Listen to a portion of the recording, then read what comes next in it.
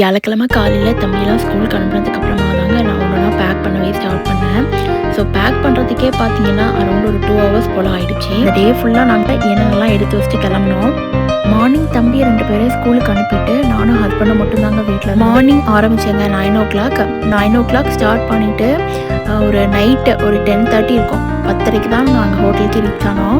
So அது வரைக்கும் என்னென்னலாம் நடந்தது, நான் எந்த மாதிரிலாம் திங்ஸ் எல்லாம் எடுத்து வச்சேன், டின்னருக்கு என்ன பேக் பண்ணேன், லஞ்ச் நாங்கள் எங்கே சாப்பிட்டோம், பசங்க எத்தனை மணிக்கு ஸ்கூல்லேருந்து வந்தாங்கங்கிற மாதிரி எவ்ரிதிங் இந்த வீடியோ ஃபுல்லாக ஷேர் பண்ணியிருக்கேங்க. ஒன் டே விலாக் மாதிரி. ஹாய்ங்க, எல்லாரும் எப்படி இருக்கிறீங்க? Welcome back to my journey. என்னோட சேனலை சப்ஸ்கிரைப் பண்ணி பார்க்குற அத்தனை நல்ல உள்ளங்களுக்கும் என்னோட கனிவார்ந்த நன்றிகள். வாரம் ஸ்கூல் கொஞ்சம் ஹாலிடேஸ்லாம் விட்டுருக்காங்க. அதாவது சனிக்கிழமை ஞாயிற்றுக்கிழமை அஸ் யூஷுவல் ஹாலிடேஸ் இருந்தாலும் திங்கக்கிழமை எக்ஸ்ட்ரா ஒரு ஹாலிடே மாதிரி மெமோரியல் டேன்னு சொல்லிட்டு லீவு தாங்க. ஸோ அது போக அகெயின் பேக் ஸ்கூல் செவ்வாய்க்கிழமை இருக்குது, மறுபடியும் புதன்கிழமை லீவ் விடுறாங்க. ஸோ அதனால பசங்களுக்கும் கொஞ்சம் கிராங்கியாக இருக்குமேன்னு சொல்லிட்டு ஸோ ஒரு ட்ரிப் மாதிரி போகலாம் அப்படின்னு சொல்லிட்டு முன்னாடியே யாராவது ஃப்ரெண்ட்ஸ்லாம் போகிறாங்களான்னு செக் பண்ணிட்டு இருந்தாங்க ஹஸ்பண்ட்.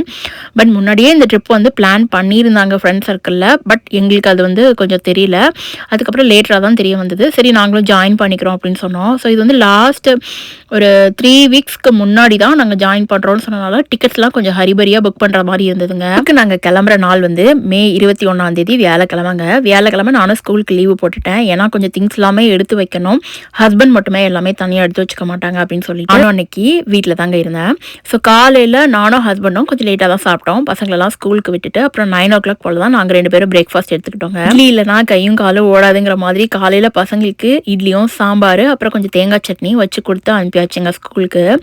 ஏன்னா மதியம் நான் தம்பியை போய் பிக் பண்ணிக்கலாம் அப்படிங்கிற மாதிரி நாங்கள் திங்ஸ் எல்லாமே பேக் பண்ணி எடுத்து வச்சதுக்கு அப்புறமா தம்பியை போய் ஸ்கூலில் கூட்டுக்கலாங்கிற மாதிரி நேத்தே டீச்சருக்கு மெயில் போட்டாச்சு. ஒரு நாள் தாங்க லீவ் எடுத்து ட்ரிப்பு போகிற மாதிரி தம்பியை கூட்டிட்டு போனோம். தம்பி அந்த வாரம் ஒரு நாள் மட்டும் லீவு போடுறாங்கிறத நாங்கள் 2 நாளைக்கு முன்னாடியே ஸ்கூல்லையே இன்ஃபார்ம் பண்ணிட்டோம். காலையில் தம்பியை பஸ்ஸில் ஏற்றி விட்டதுக்கு அப்புறமா ஹஸ்பண்ட் எனக்கு முட்டை தோசை போட்டு தரேன்னு கேட்டாங்க. அப்புறம் தான் பார்த்தேங்க முட்டை இல்லை. சரி பஸ்ஸில் 8:30க்கு தம்பியை ஏற்றி விட்டுட்டு அப்படியே நான் எங்கள் வீட்டு பக்கத்துலேயே ஹோல் ஃபுட் இருக்குங்க பேக்கில்.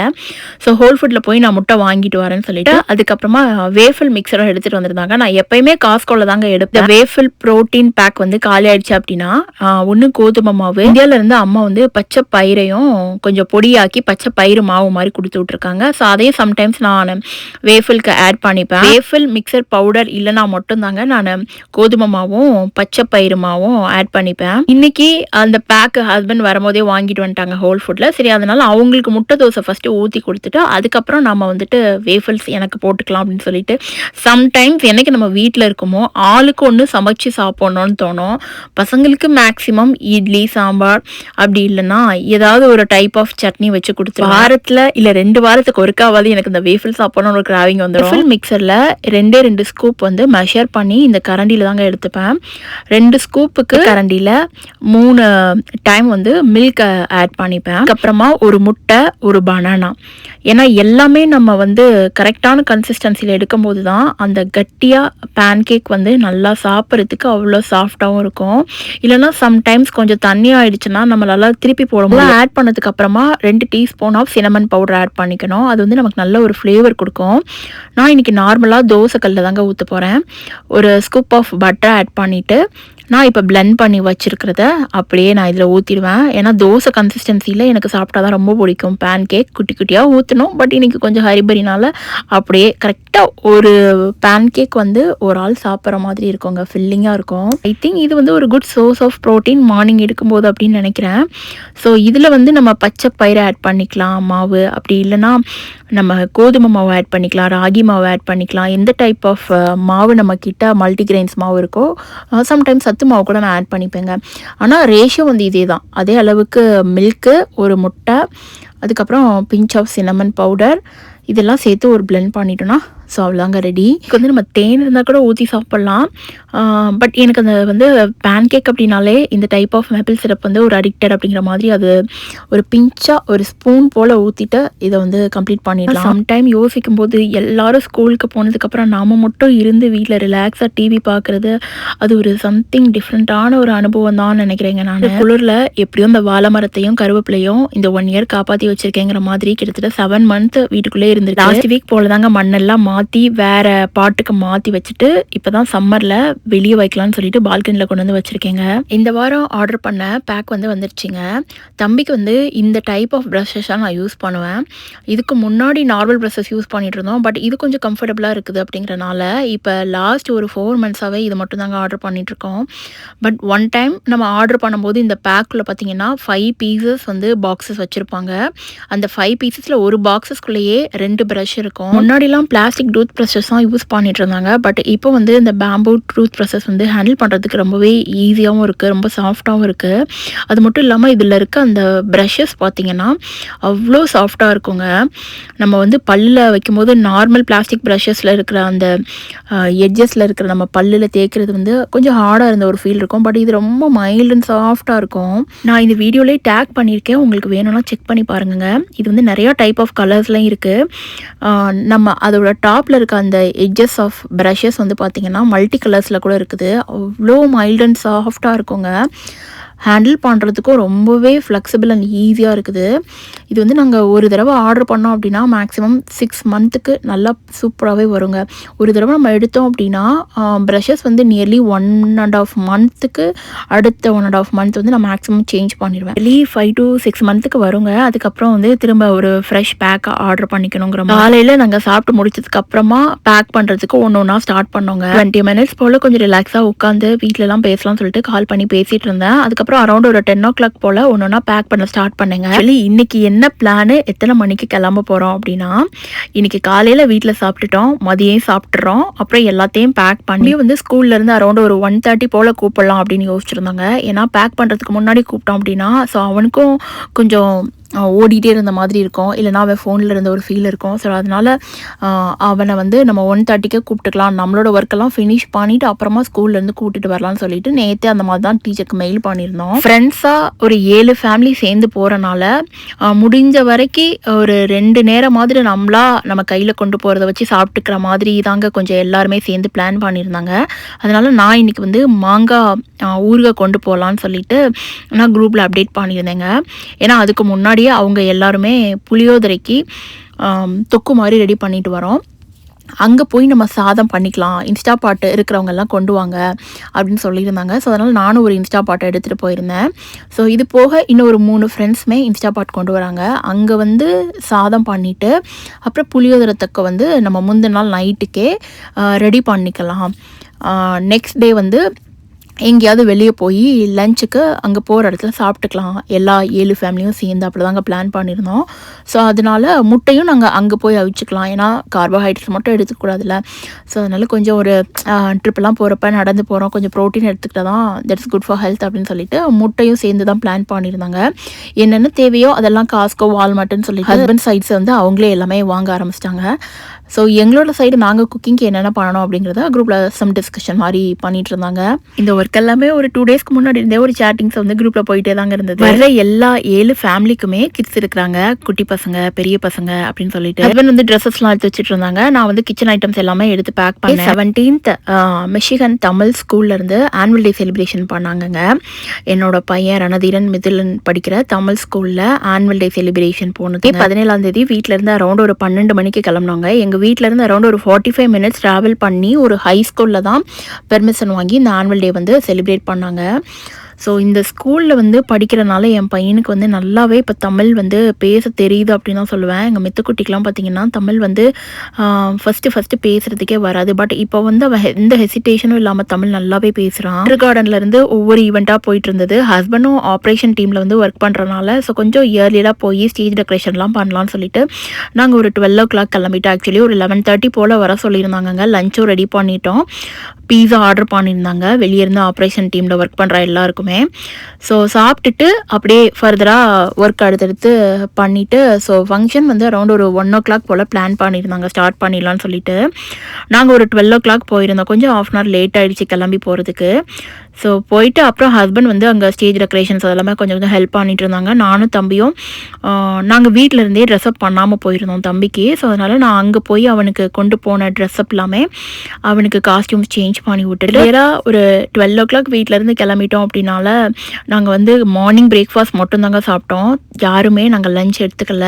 ஸோ அங்கே வந்து லஞ்சு அப்புறம் ஸ்நாக் ஐட்டம் டீன்னு சொல்லிட்டு எல்லாமே வச்சுருந்தாங்க. குட்டி குட்டி ஸ்டால்ஸ் எல்லாமே போட்டிருந்தாங்க. நம்ம பே பண்ணி அங்கே லஞ்ச் வாங்கி சாப்பிட்டுக்கலாங்கிற மாதிரி. ஸோ நாங்கள் கொஞ்சம் இயர்லியெலாம் வந்தனால பிரேக்ஃபாஸ்ட் மட்டும் சாப்பிட்டு வந்துருந்தோம்னு சொல்லியிருந்தாங்கல்ல. லஞ்ச் வந்து நாங்கள் அங்கனக்குள்ளே வெளியே வந்து வாங்கி சாப்பிட்டுக்கிட்டோம் அங்கே குட்டி குட்டி ஸ்டால்ஸ்லவே. பேக் அகெயின் ஃபங்க்ஷன்ஸ் எல்லாமே முடிச்சு நாங்கள் திரும்ப வீட்டுக்கு வரதுக்கு பார்த்தீங்கன்னா அரௌண்ட் ஒரு 7 o'clock அங்கேருந்து கிளம்புனோங்க. அங்கேருந்து 45 minutes பேக் அகைன் வீட்டுக்கு வரணுங்கிறனால 45 நியர்லி 8 o'clock ஆகிடுச்சு. ஃபங்க்ஷன் சூப்பராக இருந்ததுங்க.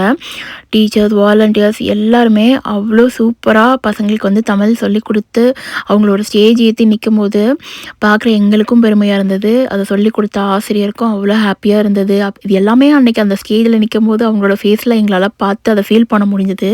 எப்படி பேரண்ட்டாக நாங்கள் வந்து எங்களோட பசங்க ஒரு தமிழ் பேசுகிறாங்க அப்படின்னு ஒரு ஹாப்பினஸ் இருக்கோ, அதை விட அவங்க சொல்லிக் கொடுக்குறவங்களுக்கு பல மடங்கு அவங்கள ஸ்டேஜில் பார்க்கும்போது இருக்கும்னு எங்களுக்கு அன்றைக்கி ஃபீல் ஆச்சு. வந்து நான் சொல்லியே ஆகணுங்க, இங்கே மிஷிகன் தமிழ் சங்கத்தில் ஸ்கூலில் ஒர்க் பண்ணுற எல்லாருமே வாலண்டியர் தான். யாருமே பேமெண்ட்காக ஒர்க் பண்ணுறவங்களே கிடையாது. 24 hours எல்லாருக்கும் இங்கே வந்து டைட் ஷெடியூலில் தான் அமெரிக்காவில் போயிட்டுருக்கோம். ஏன்னா இங்கே ஹெல்ப்புக்குங்கிறது ஃபேமிலிக்கு யாருமே கிடையாது. நாங்களே தான் ஹெல்ப் பண்ணிக்கணும்.